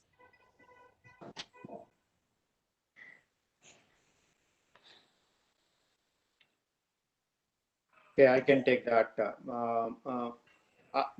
Priya, to me, the topmost two things I can say. One is the infrastructure. I think, like what Quinn has said, when somebody has to get into fossil fuel, the first thing came is gas stations. I think it's important that we need to look at infrastructure available. It reduces a lot of anxiety of the consumer when they are driving an electric vehicle. So I would say that the topmost priority should be to set up an infrastructure which will give much more comfort to consumers to jump into electric mobility. Well, I'll add a line over here that commercial application of electric vehicles would be a straight game changer, because that's where arithmetic works very well. So whether it is taxis or whether it is small buses or logistic vehicles, micro logistic vehicles or two-wheelers into delivery spaces, if the government and the OEMs focus, and even the consumer focuses on B2B application or commercial applications, that will bring in large amount of electric vehicles on the road and set the ball rolling. I would say the government has made the intentions very clear now, and I think this has to evolve. So at this point of time, what's missing is good products. If we give good products, I think we'll attract the audience and slowly it will grow. And once that happens, I think things will fit into our system. So, I think the Indian way of creating demand is slightly different. Like in China, first you develop the infrastructure and then the demand comes. Here, probably you generate demand and then infrastructure comes, so it's a chicken or egg story. So I think if good products are there, I think consumers will go for that. Just reflecting on the previous discussion on the moonshot and the US getting to the moon, it's that long-term direction, and that's one of the things that underpins our COP campaign, and also you could say underpins the announcement on the phase-out, and not only in the UK but also elsewhere. Setting that direction of what the future is going to look like, and provides an enabling environment for all actors to get in place and be like, okay, this is where the train's heading. How can we support that? How can we help that? So that's something obviously we've done domestically, but we're calling for internationally in after COP. We think it's one of the really critical things we need to have.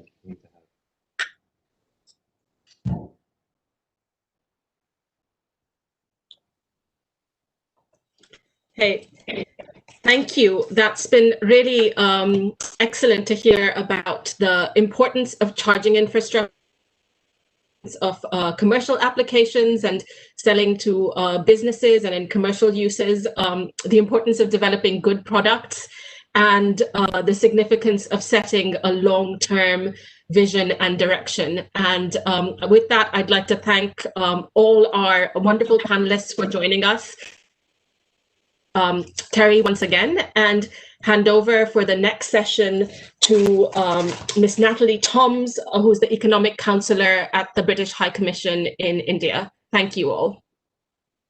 Thank you, Priya. But before Natalie comes in, may I thank Priya, for your lovely moderation. And we did have a wonderful panel this time. May I thank all the panelists, Mr. Chaba, Vedanta, Kumar, Mr. Sohinder Gill. We have Mr. Mahesh Babu and James Quinn, who were there in the panel. Once again, Priya, thank you very much for moderating this wonderful session.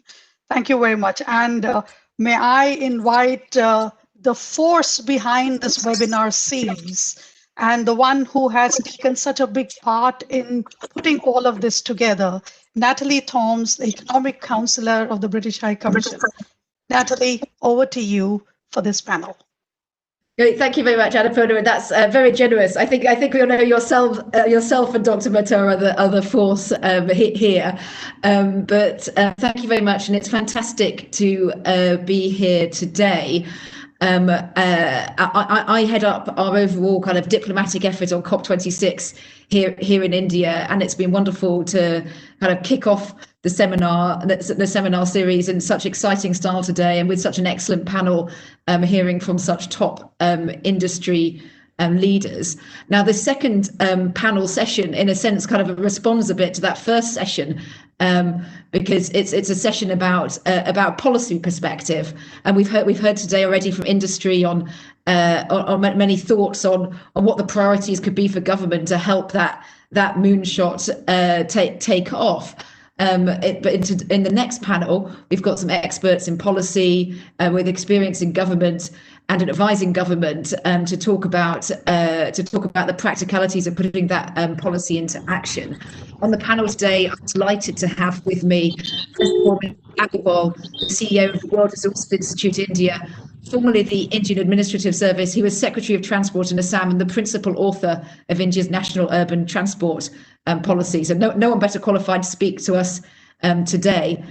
Also joined by Natasha Robinson, the joint head of the UK's Office of Zero Emission Vehicles, who, as Vedanta has said, is in charge of delivering the UK's important ambition of phasing out petrol and diesel by 2030. And then we have Mr. Kapoor, the MD of West Bengal Transport Corporation, responsible for transport policy in that great state. And Mr. Ravi Ganapalli, who works as an independent consultant with the World Bank and International Association of Public Transport, focusing on advising on public and paratransit systems. I'm going to kick off in a minute by asking the panelists to make their opening remarks. But first of all, but I should also emphasize again to all of you, please do make any kind of questions and comments in the chat, and I'll try to come to those once the panelists have made those opening remarks. Can I call first of all on Mr. Agarwal to make some opening comments on the priorities for government in delivering this step change in electric mobility in India?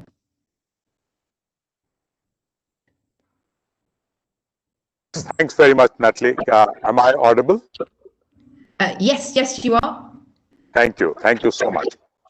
No, it was fascinating to hear the previous panel, and I think logically the whole issue moves towards what's the policy framework needed for this. I think really what's missing is the momentum.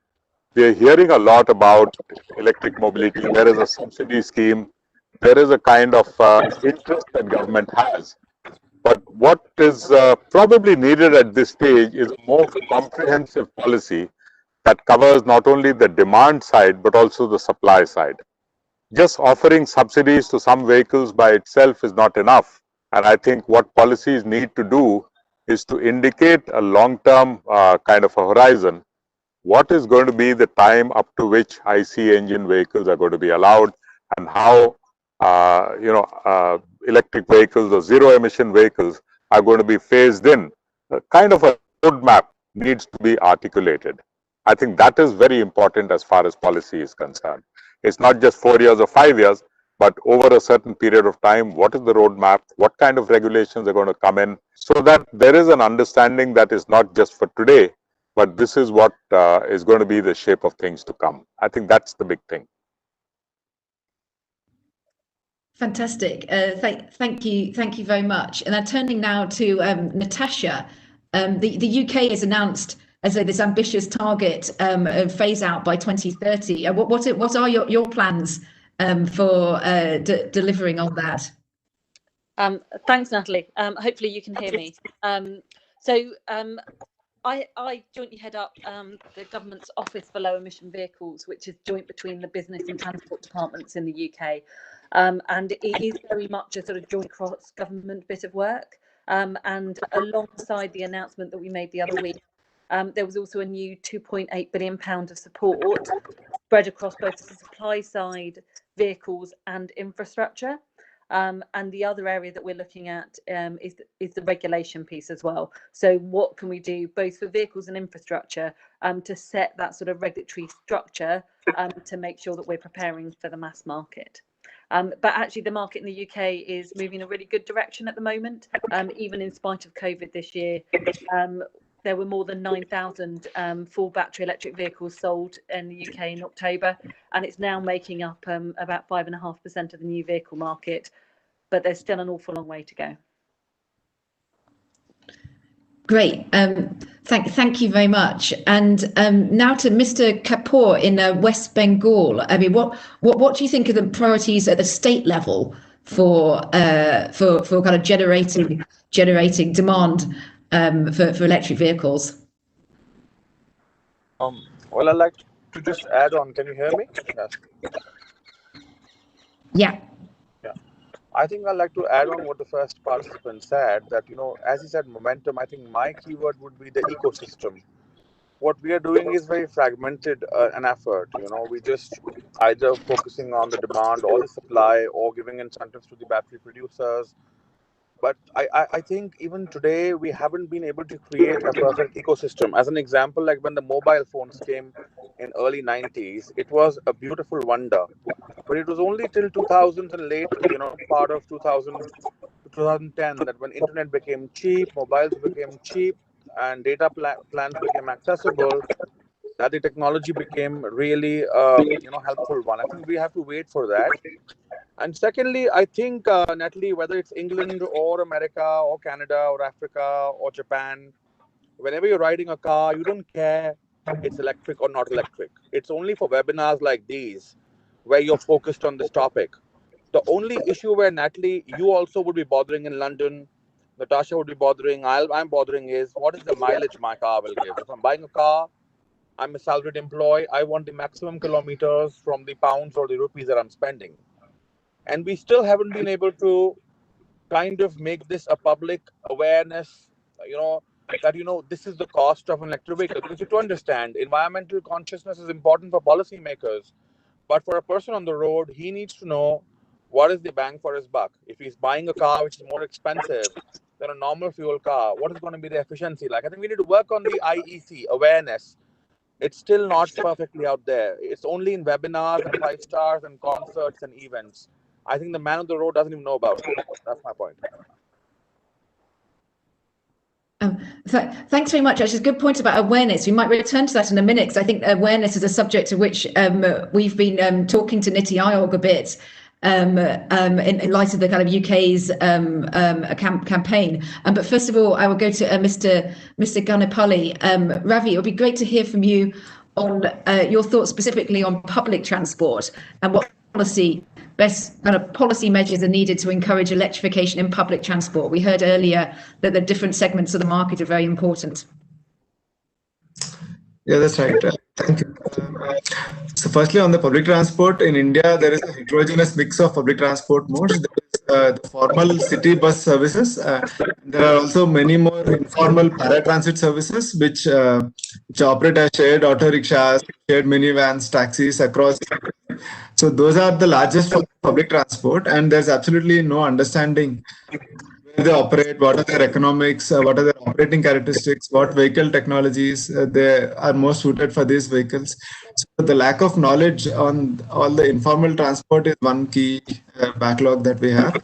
The other area is, even for the formal public transport, there is a lack in coherence between the national level vision of what we want to achieve versus what the state level or city level bus operators, the transport departments are. So at the central level, there is just a capex subsidy for the bus, whereas at a state level, the actual need for buses is more of a operating subsidy. Or three-wheeler, what they may need is something else. So for example, three-wheeler operators don't have access to any financing. So even for public buses, the operators who are getting chosen to provide the electric bus services are finding it really tough to access financing. So the core issue is that electric vehicles are more expensive than conventional vehicles. We understand that. But so there are subsidies and there are alternative business models to overcome that even at this stage. But the lack of knowledge of the exact market conditions and also looking at the detailed issues specific to each of these modes, I think would be an issue to talk about. Great, and thank you all very much for those opening remarks. Already, so many different ideas to follow up on. I think I might start first of all on this idea about the importance of awareness and the role of government in creating awareness. I know that in the UK, Natasha, we've had the Go Ultra Low UK campaign. Could you say any more about that and about whether that might have any kind of international application as well? Yeah, I think that's a really good example. Thanks, Natalie. This was a campaign that we launched actually quite a few years ago now, and it looks to sort of break down some of those communication barriers, particularly around awareness of things where charge points are, but also the different prices and the lower running costs of the vehicles. There's also a number of other measures that we've been taking as well. For example, labelling on all vehicles to highlight the different running costs. And I think in the UK context, people are still very they focus a lot on the sticker price, but actually a lot of people don't buy cars off the back of the sticker price. They're actually buying it on a sort of PCP, a sort of payment system. So actually sort of highlighting the monthly cost element is actually really important, and is something that we've looked to do some more on.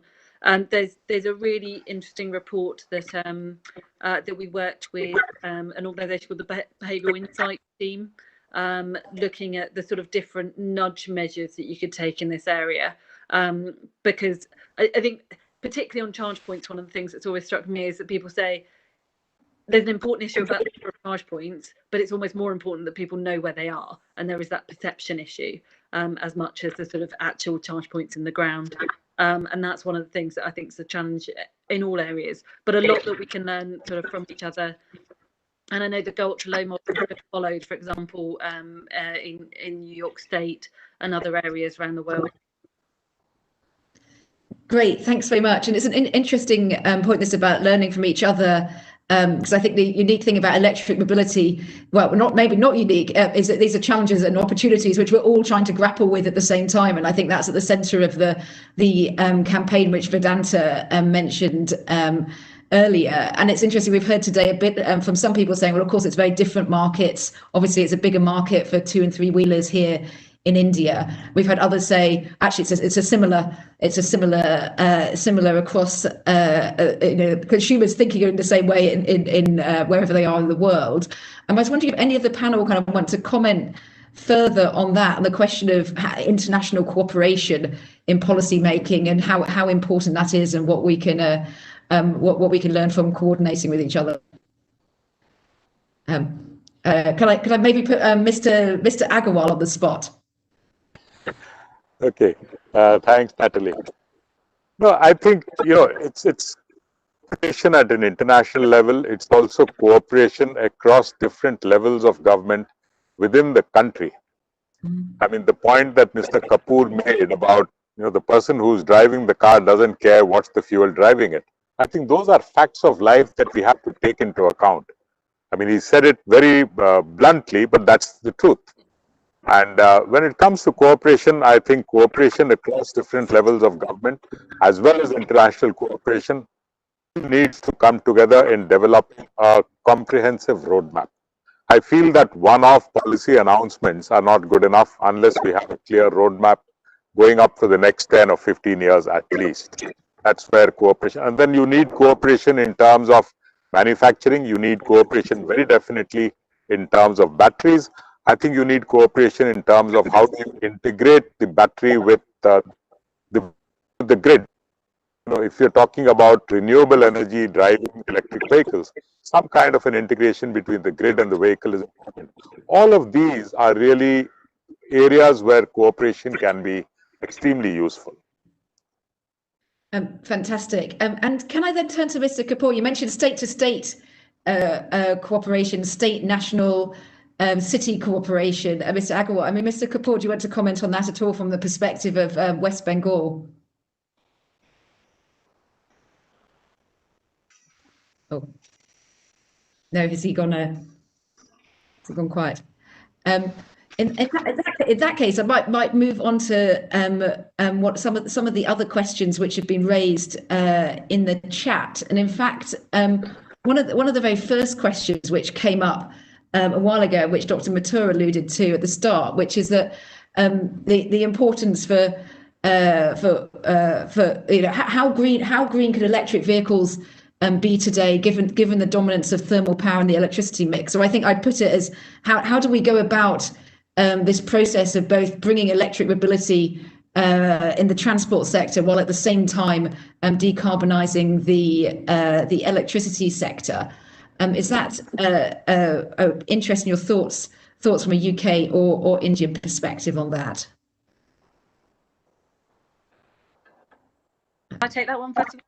Oh, great. Go. Thank you. Yeah, just from a UK perspective, absolutely. I think that the analysis that we've had is that basically electric vehicles after a certain number of miles are always greener and always than internal combustion vehicles, but they obviously have a bit more embedded carbon in the manufacture. But it does really matter both what the grid mix is for making the batteries and also what the grid mix is for running the vehicles.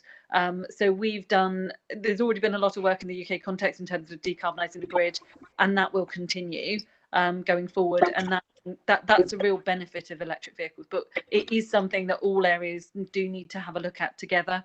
And also building on the point before, I think the point about integration between the electric grid and the car company is one of the areas which is most exciting and most potential for innovation, but also one of the biggest challenges. So we've been specifying that all charge points that go in and developing standards on need to be smart. They need to be able to react to sort of indications from the grid, because what we want people to do is to charge, sort of 2, 3, 4 o'clock in the morning when there's most renewables and least burden on the grid, not as soon as everyone gets home. They're also plugging the kettle, they're also putting on their TV and everything else. So trying to make sure that and making sure that price signals on the electricity system help to reflect that. And that involves work with the energy regulator and with the energy companies as well as with the car companies.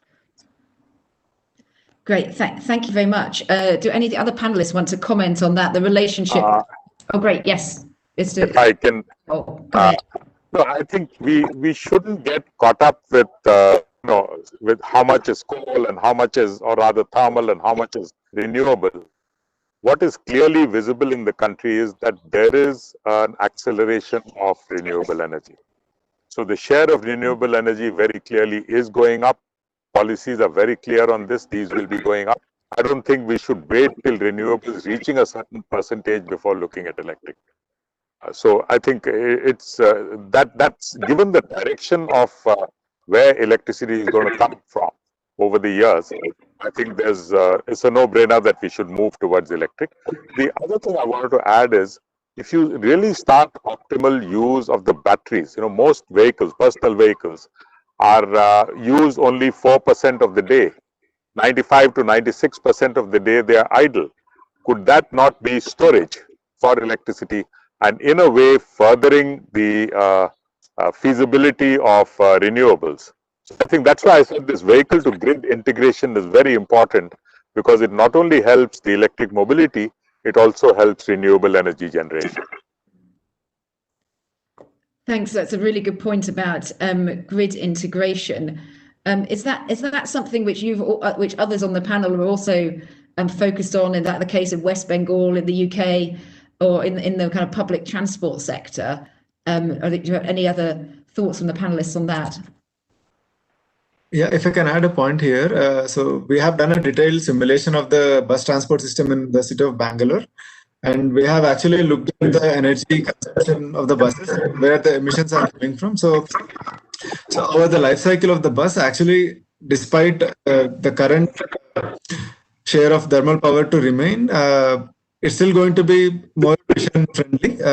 So that's one. So we have done actual on-ground work to support this argument. Separately, India is not just facing the climate change issues; we are also looking at air quality problems, right? So controlling emissions from each and every tailpipe is much more complicated compared to controlling emissions at a thermal power station. So even from the air quality perspective, EV still makes sense. But even with the current energy mix, we still have a cleaner in terms of buses, at least for the public transport, because of the utilization. Yes, thank you. Very, very good point about the importance of air quality. I feel that a lot sitting here in Delhi, although it's quite a nice day today. Great, thank you very much. Are there any more kind of final closing remarks or from the panel, or any questions which you'd like to answer, which are in the chat? If not, I should just say a huge thank you to you all, and we'll move on to a video from Mr. Amitabh Kant. But is there anything else anyone would like to come back on? I come back on one bit. Yes. I think one of the bits that would be really great to get cooperation on, because I know that India is far ahead, particularly on the sort of two-wheeler market and smaller mobility. And I know there's some really exciting projects happening in that space. So it would be really good to sort of share expertise and things in that area. For example, I think you have some sort of battery swapping technology which you use in some areas, which just sounds really interesting. And one of the areas that we're increasingly looking at is also that sort of what we call the micro mobility market as well. So there's sort of lots of similar challenges there. Thanks. That's a good point. I think there's a lot of battery swapping technology. I think I saw some of it in Bangalore a year or so ago. It was very exciting. And of course, it was great to have Minister Javadekar talking about a lot of these exciting things at the first ministerial zero emissions vehicle summit the other day. Great. Is there any other comments, or should I close? We should be. We'll have been brilliantly only 10 minutes or so over. But Ravi, were you going to add to that? Yeah, I was just going to say that so in terms of the knowledge gap that we have, so there are things you talked about international cooperation, right? So we see a lot of new innovative business models coming up in the UK. Also technology, so bus companies like Arrival, and also business models like Zenobi, who are looking at unbundling the vehicle and experimenting with that. So those are kind of the things that India can also benefit from. Right now, we have a very straight-jacketed bus subsidy scheme, which just identifies the one business model and particular amount of subsidy. So there's ways to innovate on that, I think, through international cooperation. So that's the one I wanted to make. Great, super. And Mr. Kapoor, Mr. Agarwal, do you want to make any final remarks? One comment. I just wanted to go back to this.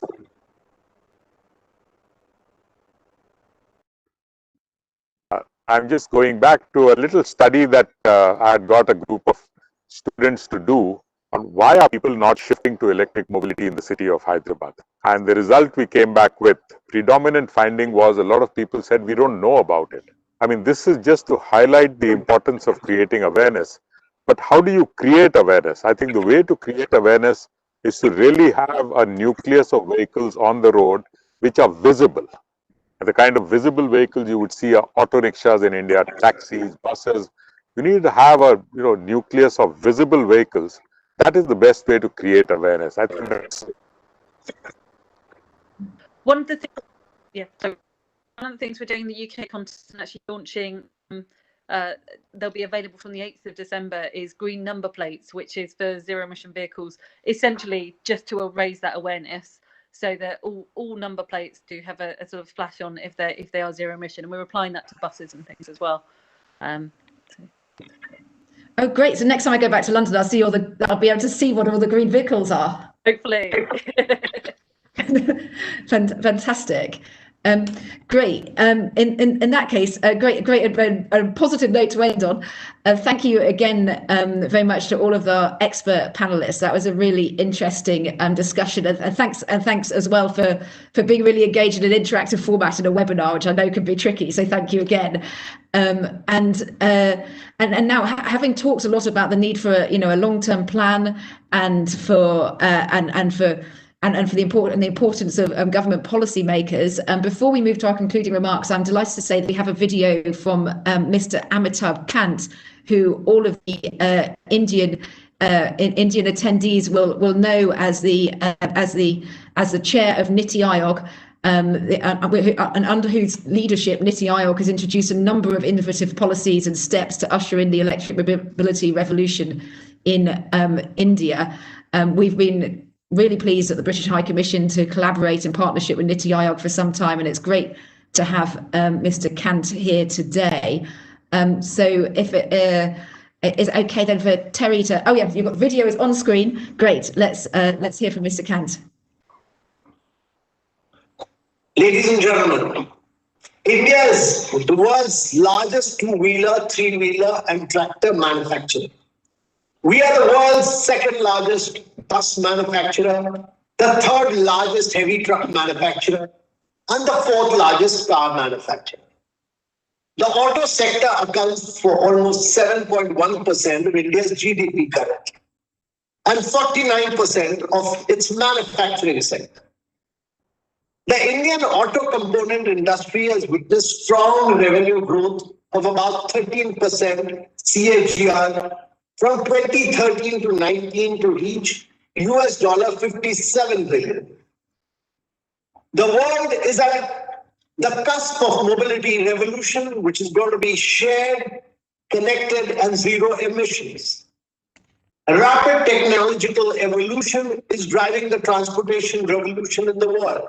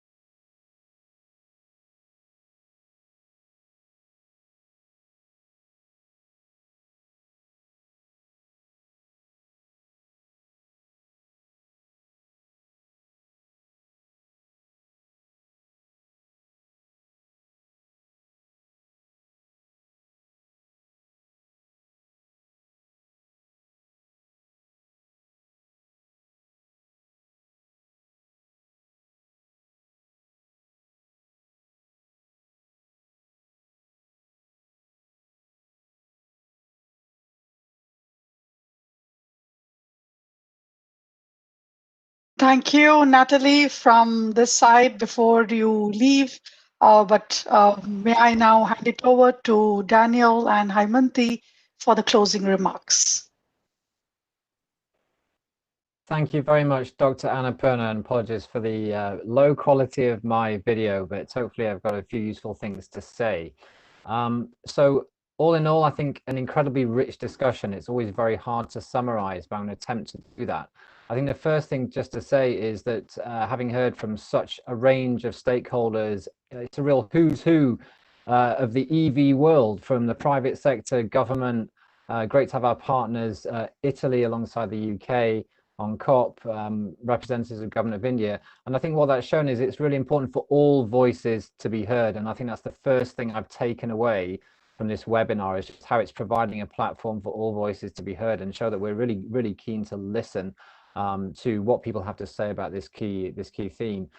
The second thing I've taken away is really that there's a clear rationale for clean transport, really emerging consensus that EVs are here now, they're here to stay. This isn't just about the future, and it's about sending this clear message to convince the ecosystem of the need for rapid pace of change. But that change is already happening. It just needs to happen quicker. And I was really taken by the stat really about that if we really want to honor our Paris commitments as a global community, we need to double the pace of transition on clean transport. I think that's a really powerful message, and that's a key campaign for the COP26 team, in parallel and in synergy with the campaign around clean energy transition, about how we make EVs and how we power them. And I think we heard very clearly that those two things will have to go together.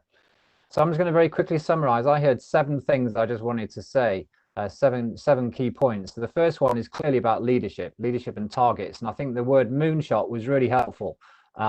Let's set clear and very high policy targets, because they give businesses clear direction, and follow up with a long-term horizon and a roadmap. It's great to see some of the targets that have been set so far by India, great first steps, and great to see how we could all see this respond to this challenge of how to double pace. And we just heard from Mr. Kant about some of these really ambitious targets around India being a manufacturing and innovation hub for the world, which I think is a fantastic target to be setting. So the first one was about leadership and targets. The second point was just about action. And what I heard was the speakers talking about front loading to build mass action, starting with things like commercial applications and fleets, getting this critical mass of the global car market to move in a coordinated way to make change happen. And great that we've seen so many countries and ministers come together just last Friday in the ZEV Transition Council to try and help mobilize the global auto market. As Mr. Kant pointed out, India is a huge global player, so it was great to see Minister Javadekar sharing ideas with other ministers about how to drive forward action. But we also heard about what OEMs need to do here, just to get the volume of vehicles on the road, to demonstrate that they're there to help raise awareness and for businesses to start switching their fleets. Because the third point that I took was about what that then does about costs. We heard people talk about, I mean, I was taken with Mahindra saying about just simply EVs make economic sense. Their operating cost is less, their pollution is lower, they just make sense. But then friends from Hero pointing out people are just really influenced by the upfront purchase cost at the moment. So we need to see the cost move. And we heard people saying that, well, investing is going to drive down the cost. That's what we've seen happen with things like renewable energy. I think we can see it happen as well for electric vehicles too. But one of the ways in which that will happen is the fourth point I took away. Key, you need to raise awareness, bust myths, ensure consumers get good information, because actually we're talking about people, not just about the tech. We're talking about people and how they make decisions and how they behave. And here it was great to hear about the UK's Go Ultra Low campaign, which I think is a great reference point for India's Go Electric campaign.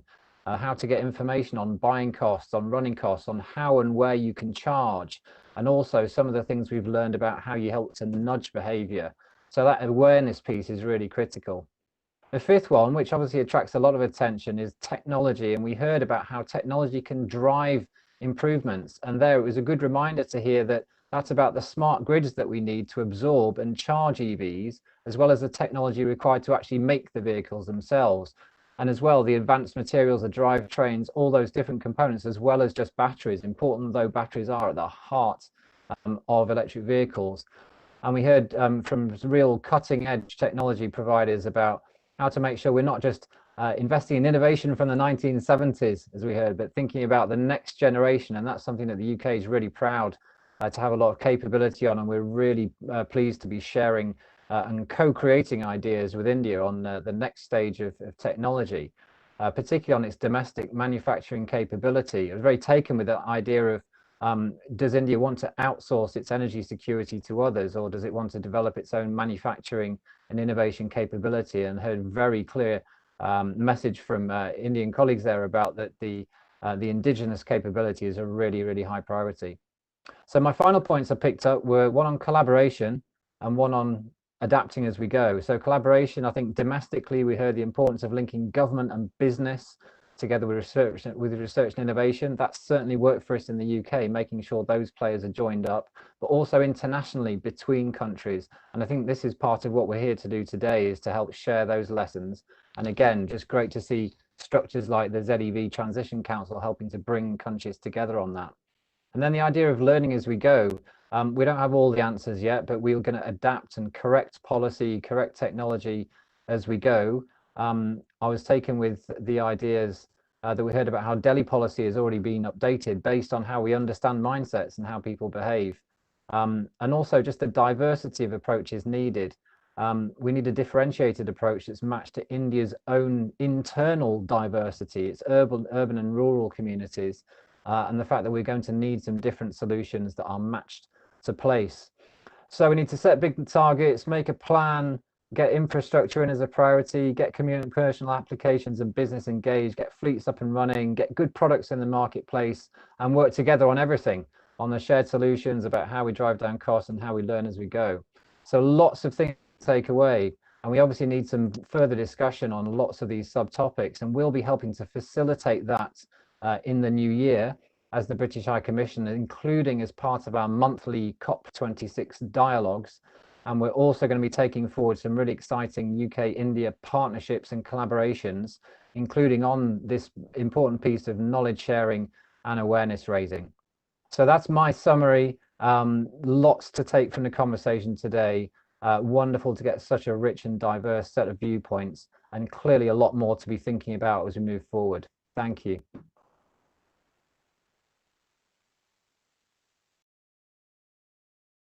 Great. Sorry, I'm muted. Thank you so much, Dan. And this was a great summary. I think you made our lives easy by putting the main points that were discussed in the 7 points that you have looked at or put together. Thank you so much. And the final word from Haimanti before we end the webinar. Thank you, Dan. Thank you, Dr. Annapurna. Dan had 7 points. To sum up, I only have 3. So there is not much that I can really add. And the speakers today highlighted India's mobility scenario is very unique. And within the country itself, in fact, there are diverse priorities, different challenges. But, you know, the key point is there are plenty of opportunities. And the 3 takeaways, if you would ask me, that emerge from the discussion are: 1, that all the myths around electric mobility need to be busted, particularly for the end users. And so, as Natalie rightly pointed out, that we are really glad that we are working with Niti Aayog and Government of India and with TERI on EV awareness campaign building, particularly through web portal design, which is going to address many of these things. And in fact, as Mr. O.P. Agarwal, when he was talking about, visibility matters, and I could only imagine, youth actually, taking help of all the EV cars from these companies, maybe going on a car rally, and to raise that awareness that, look, it is fashionable, and it's just not that, it's eco-friendly. It is fantastic for the air, for a solution to the air pollution that we have in the cities. And the second point, on a more serious note, for the momentum to pick up, we need a roadmap that sets a long-term trajectory with an IC phase-out plan, and that could give a direction to the industries, that would give the direction to the end users as well. The third point is definitely on affordability, best pricing models, the business models that could really work for India to move faster towards electrification of both the passenger cars as well as for shared mobility. And as we could understand today that we are unified by a common priority and to work together on shared challenges, scale can be different, but there are so many lessons to be learned from each other, so many new experiences to be shared as we all move towards EV transition. And as we work to recover from COVID-19 pandemic, we recognize that the decisions that we make today will be critical for laying the foundations for a sustainable and inclusive growth for tomorrow. So let's just all together work towards that. And as we end, let me thank all our brilliant speakers, including you, Dr. Annapurna, and all the speakers from the government, from the businesses, from the non-state actors, both in UK and India. And a big thank you to the wonderful Terry team and our lovely audience. On that note, I sign off. Thank you very much for being with us today, and we look forward to working with all of you. Thanks. Thank you, Haimanthi. We close the session and we meet again tomorrow, same time at 3:30 to discuss green finance. And I hope all the participants who have encouraged us through the event are there with us tomorrow as well. We welcome you all. Thank you.